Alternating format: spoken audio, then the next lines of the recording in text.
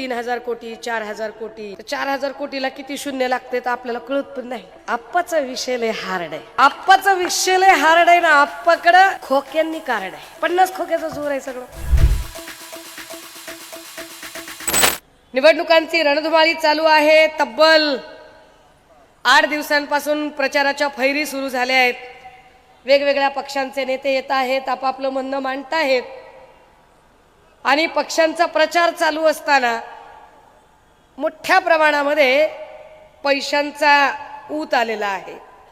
कित्येक ठिकाणी मी जेव्हा उमेदवारांना विचारते वेगवेगळ्या भागात की वातावरण कसं आहे, तेव्हा ते सांगतात ते वातावरण फार चांगलं आहे, पण पैसे फार ओततोय समोरचा माणूस.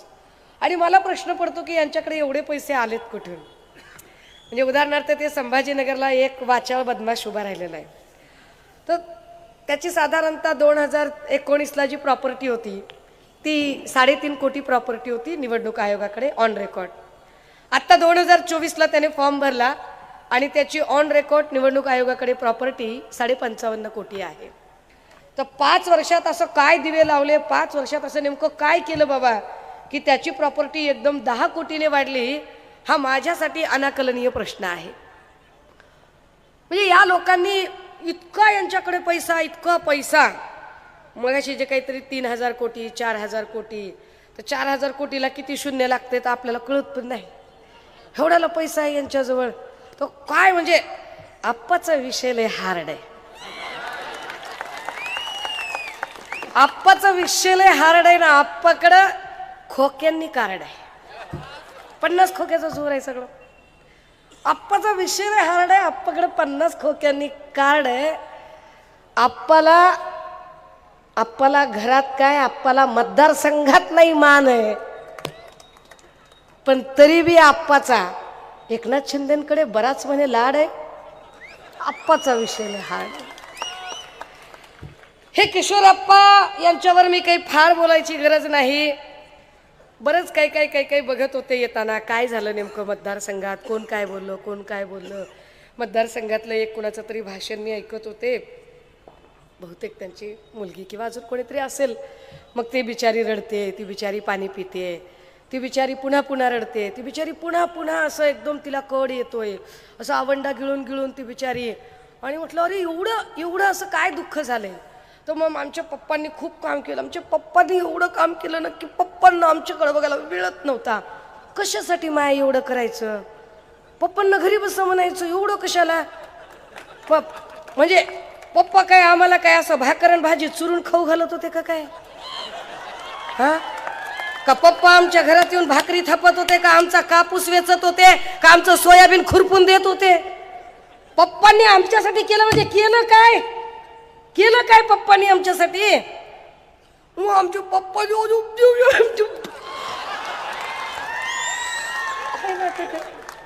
काय नाटक आहे. अरे 45 दिवसाची माझी लेक होती, सिझरियन झालं होतं माझं सिझर झालं आणि 45 दिवसाचं माझं बाळ होतं. आणि मी एका रात्रीमध्ये दुबईला जाऊन परत आले होते. मला एक इंटरनॅशनलचा पेपर सादर करायचा होता आणि माझ्या लेकीचा मामा इथे विशाल मामा आहे जो माझ्या लेकराला बाटलीने दूध पाजत होता.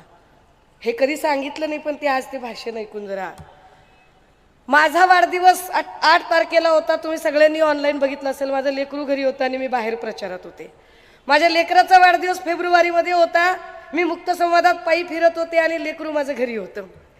काल माझ्या भावाच्या लेकराचा 2 वर्षाच्या बाळाचा वाढदिवस होता आणि तो भाऊ माझा प्रचारासाठी माझ्यासोबत आहे. आम्ही हे सांगत बसत नाही. का सांगायचं नाही? लोकांनी काही तुम्हाला आग्रह केला नाही, नसल जमत तर बसा घरात. कुणी काय लगन चिठ्ठी पाठवली होय तुम्हाला करण्यासाठी? तुम्हाला नाद आहे, तुम्ही करताय, संपला विषय. नाद आहे ना तुम्हाला, तर मग पुन्हा बोलून दाखवू नका मी हे केलं, मी ते केलं, मी असं केलं, मी तसं केलं. तुम्ही आयत्या पिठावर रेघुट्या मारायला बसलात ते सांगत नाही. आरव तात्यांनी जे उभं केलं होतं, आरव तात्यांना कधीही गद्दारीने स्पर्श केला नाही. आरव तात्यांचं सगळं आयुष्य निष्कलंक चारित्र्य म्हणून त्यांनी त्यांचं आयुष्य घालवलं. त्या आरव तात्यांच्या निष्कलंक चारित्र्याला डाग लावायचा पाप तुम्ही केलं. तुम्हाला अधिकार काय मिळतो आरव तात्यांचा फोटो लावायचा आणि त्यांचं नाव घ्यायचा? तुमच्यासारख्या गद्दारांनी त्यांचं नावही घेऊ नये, लायकी पण नाही तुमची. तुम्ही काय सांगता शहाणपण? राजे हो. मग ते काहीतरी सांगायला लागले की म्हणे शिंदे साहेब असं झालं तसं झालं, मग शिंदे साहेबांनी कुणासाठी काम केलं, जरा पत्रकारांनी लक्षात घ्यावं. एक साधारणतः 3-4 दिवसापूर्वी कुठतरी भाषण चालू होतं आणि एकनाथ शिंदे असं म्हणाले की त्यांनी मला हलक्यात घेतलं म्हणून मी सरकार पाडलं. हलक्यात घेतलं म्हणले, उद्धव ठाकरेंनी मला हलक्यात घेतलं म्हणून मी सरकार पाडलं. हे मात्र बरोबर आहे त्यांचं, हे वाक्य बरोबर आहे त्यांचं. दादा हो, 2.5 वर्षाचा काळ उद्धव साहेबांना मिळाला.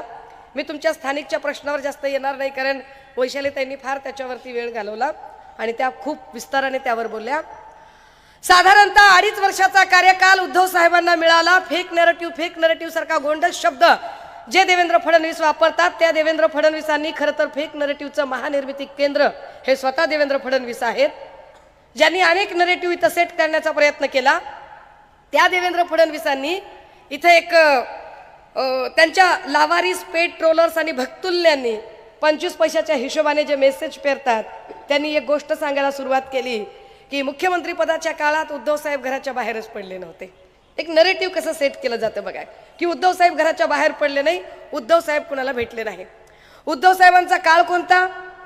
उद्धव साहेबांचा काळ होता 20, 21, 22चे 5-6 महिने. या 20, 21 या 2 वर्षामध्ये फक्त पाचोरा नाही, फक्त महाराष्ट्र नाही, फक्त भारत नाही, अख्खं जग कोरोनाशी झुंज देत होतं. ज्या कोरोना काळामध्ये संबंध जगभरामध्ये सगळीकडे आपल्याला 3च नियम सांगितले जात होते की कोरोनापासून वाचायचं असेल तर काय करावं लागेल?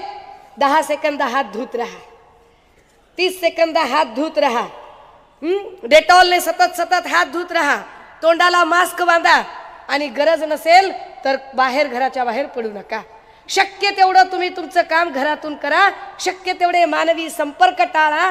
हे 3च नियम होते ना. हीच गोष्ट मोदी सुद्धा सांगत होते ना.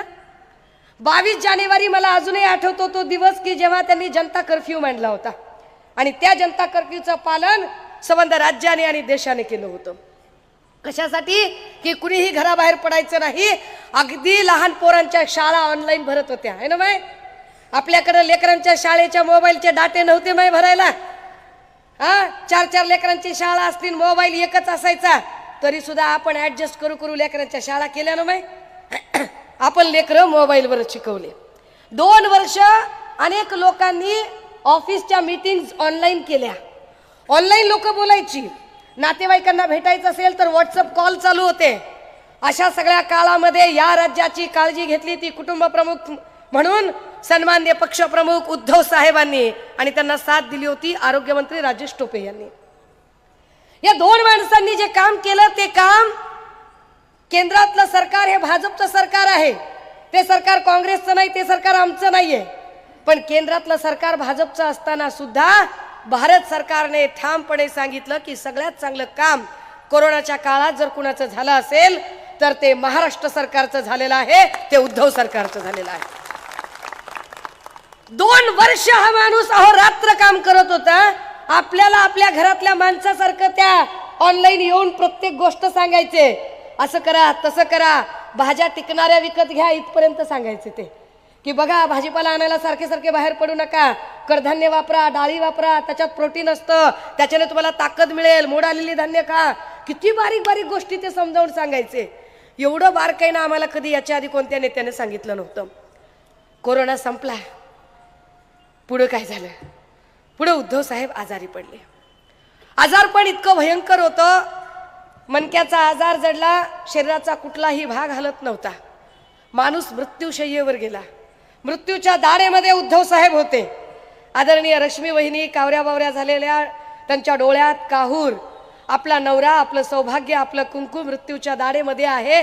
आपली 2 लेकरं पंखाखाली घेऊन ती माऊली टुकुर त्या ICUच्या लाल दिव्याकडे बघायची की काय होणार आहे, आपला नवरा जगेल की वाचेल.